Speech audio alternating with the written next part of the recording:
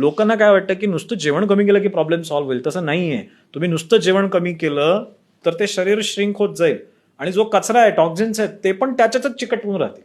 तुम्हाला करायचंय काय? वजन वाढलंय, शरीरात खूप कचरा झालेला आहे, तो कचरा काढण्यासाठी पंचकर्म आणि सोबत असं डाएट की जे तुमच्या शरीरातल्या धातूंना बल देईल आणि नको त्या गोष्टींना बाहेर काढून टाकेल.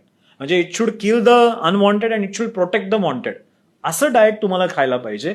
ह्या डाएटचं अंडरस्टँडिंग लोकांचं नसतं. लोक ॲब्रप्टली काहीतरी कुठेतरी वाचतात, कोणतरी सांगतं की बाबा हे बंद करा, हे बंद करा, ते बंद करून टाकतात.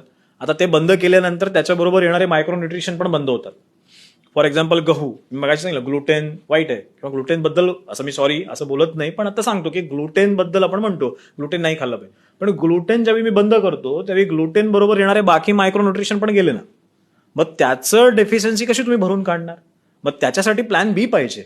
इथे जो प्लॅन तुमचा डाएटचा बनतोय ना, तो असा विचार करून केलेला पाहिजे की या पेशंटच्या शरीरामध्ये कुठे कुठे डेफिशियन्सीज दिसत आहेत, मला डोळ्यामध्ये काही इश्यू दिसत आहेत का, ठीक आहे तर मी तिथे कुठल्या विटॅमिनचा विचार करायचा आहे, जीआय ट्रॅकमध्ये काही प्रॉब्लेम आहे का, पायाच्या नसांमध्ये काही प्रॉब्लेम आहे का, अशा वेगवेगळ्या अवयवांचा विचार करून डाएट प्लॅन बनवला गेला पाहिजे. तर तो तुमच्यासाठी फायद्याचा ठरू शकतो.